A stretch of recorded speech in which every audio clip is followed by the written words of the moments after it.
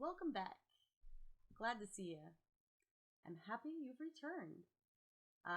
Today, I all told you it was going to happen, and I know it's taken me a long while, very long while, because in actuality, anyways, welcome back to the Megs Show. I always forget the plug. Let's get down to business. Dr. Sleep. So I promised you guys that I was going to do a review on it. In actuality, I was really trying to read the book first. I really wanted to read the book first so that I could know, whether it was true to the book or whatnot. So I could give you an honest review whether they were accurate and if they,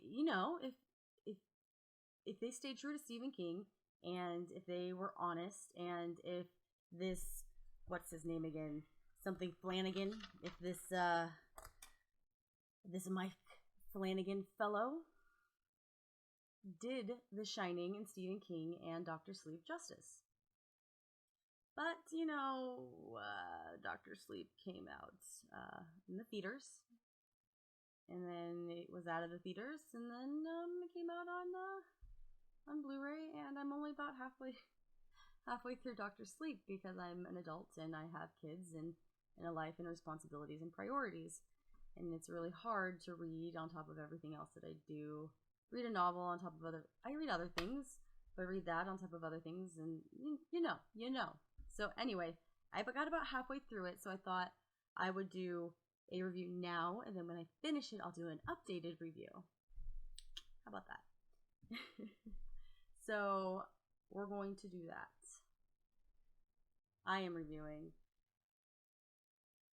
Mike Flanagan's adaptation of Stephen King's Dr. Sleep.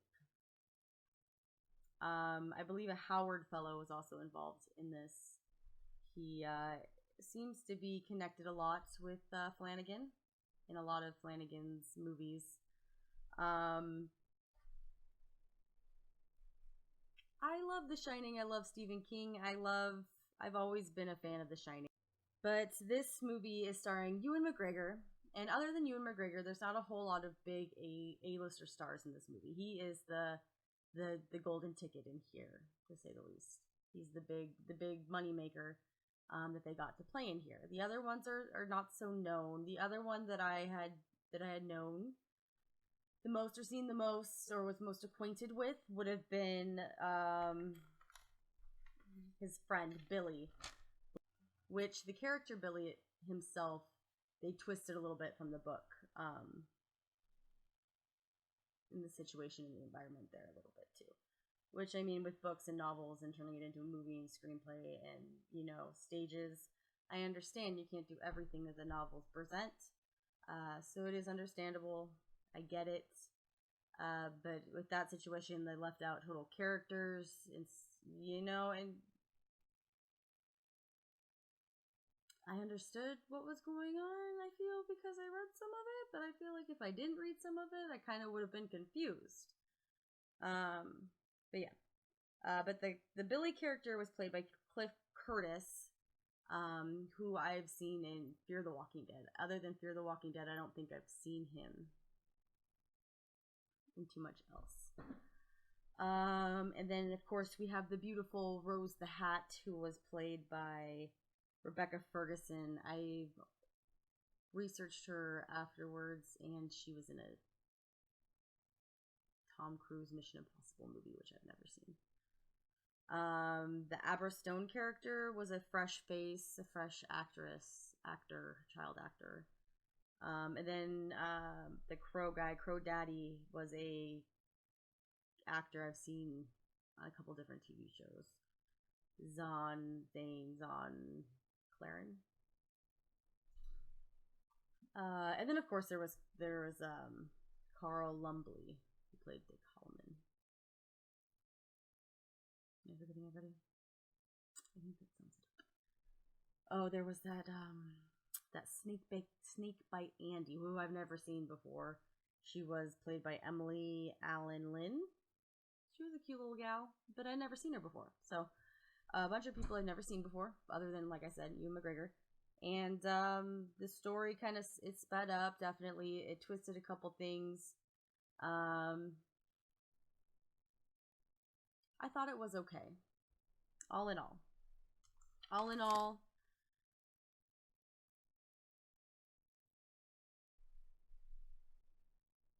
I thought it was okay. Before I watched it and I was reading it, I was like, and people were giving reviews, I was like, okay, well, no, you got to keep in mind that the books are always better, and the originals are always better than the sequels, and da da da da da da. But now that I watched it, I understand. Like, I understand that you're never gonna get the full effect of The Shining. Never, ever. No matter how hard you try, you're not gonna get it. It's not gonna happen.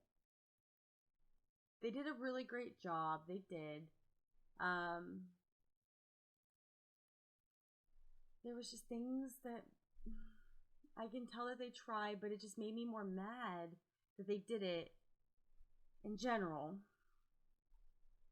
And then like the actors that they used just made me mad.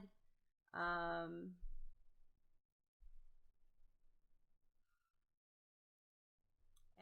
okay, so some non-spoiler positives.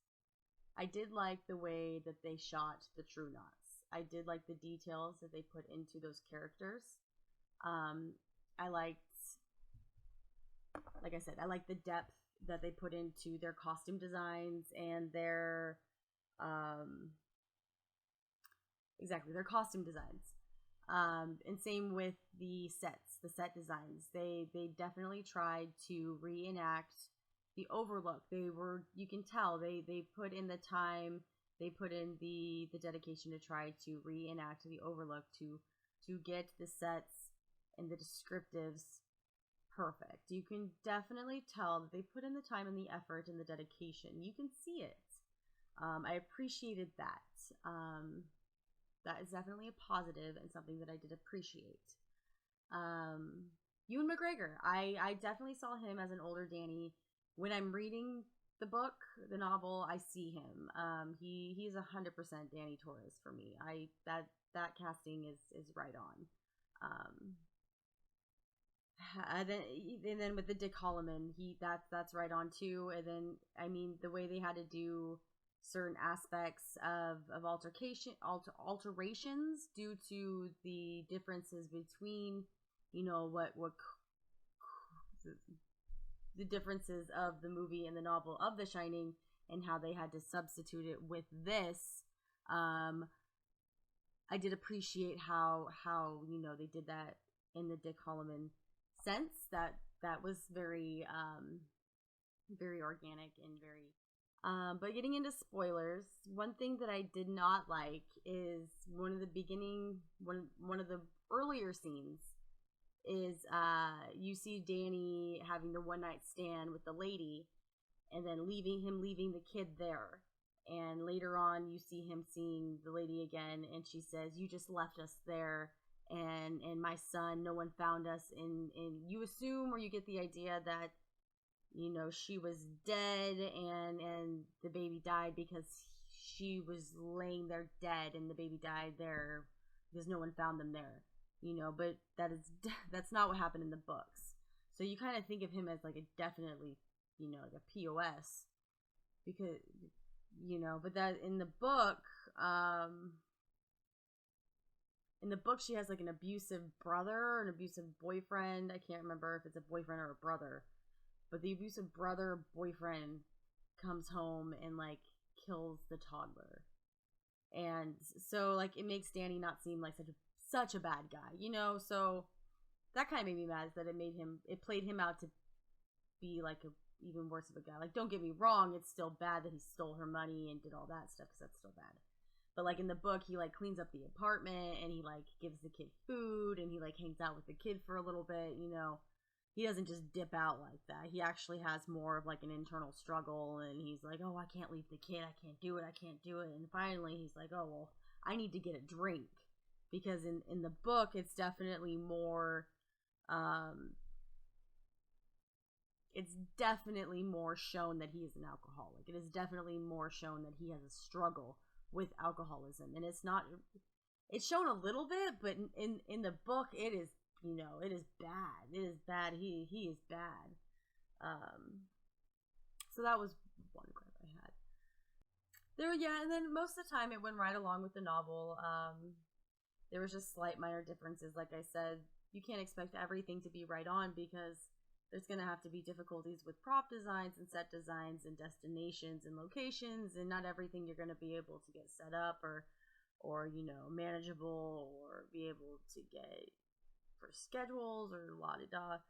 So, I mean, you can't expect everything to be right on, but I mean, with things like Rose the Hat's, like RV, like it was down to a T. I swear it was very, very precise, and I felt like I was there in my brain reading it, and it was very, very vivid. They got the details very spot on.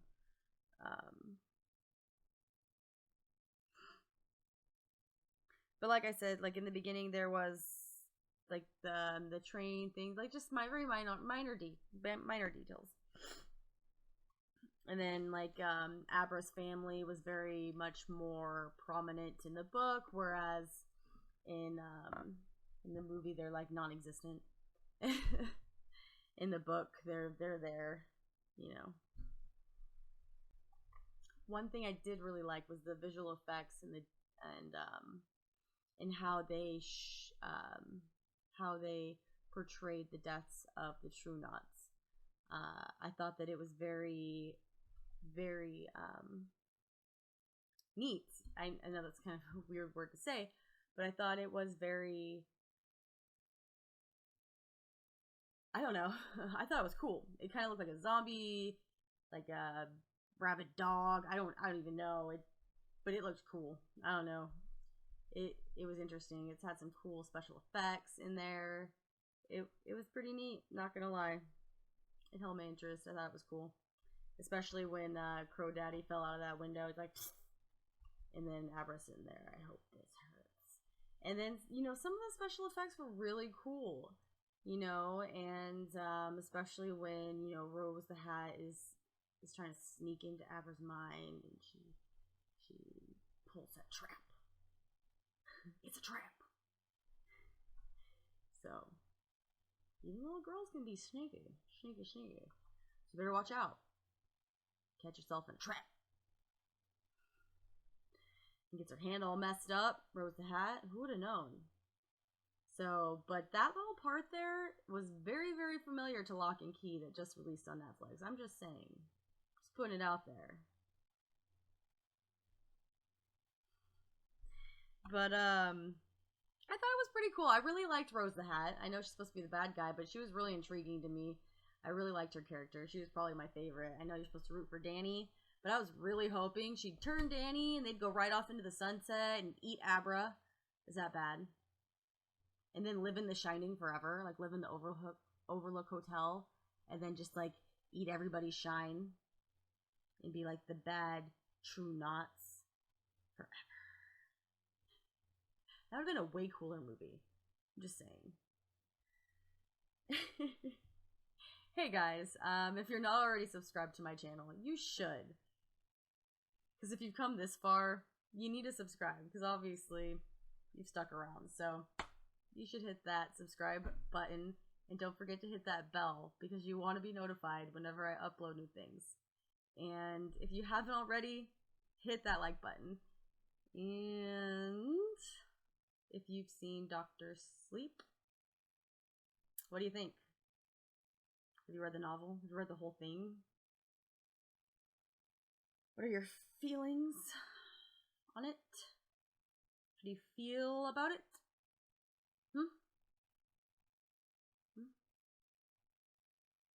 How do you feel? What are your thoughts?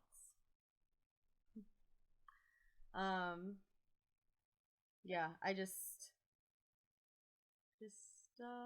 know. I liked it, but I didn't like it. Can I say that? Can I say that I liked it, but I didn't like it? Let me finish reading the book and see how much different it is, because like I said, I'm only halfway through the book. But I know that the ending of this movie is different than the book ending, because in the book, there's no more hotel. In the movie, they go back to the hotel and they burn it up. They do the ending of what the book, or they do the ending of the book's ending of The Shining in the Dr. Sleep movie ending. So they crisscross the endings. They crisscross. It's too much. So I don't know. So it's definitely going to be different. What do you guys think? I don't know. Oh, one thing that I did not like either was how okay, so I know they probably couldn't get Jack Nicholson in there, and even if they couldn't spend the millions of dollars. I'm sure it's not millions. I'm exaggerating. Millions of dollars to do the age reversing CGI software to get him to look like Jack. What's his name? Jack? But still, man, that was rough. Like, the back view, okay. But don't even do a face shot. Don't even go there. You do the voice? Sure, don't even do the face shot. No, like, the whole time they're just looking at the side view of his face. I was just getting so mad. I was so mad. Like, do a back version and listen to his voice, but don't let me see that side face. Side face. No, I was so mad.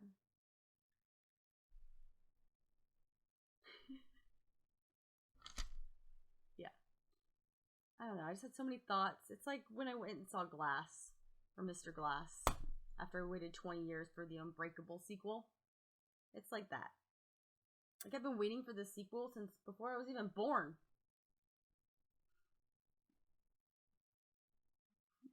Alright, guys. I'll have to do an update video once I finish reading this. 3 years from now, probably. But I hope you guys are having a great day, or a great night, whatever it may be. And I will see you again real soon.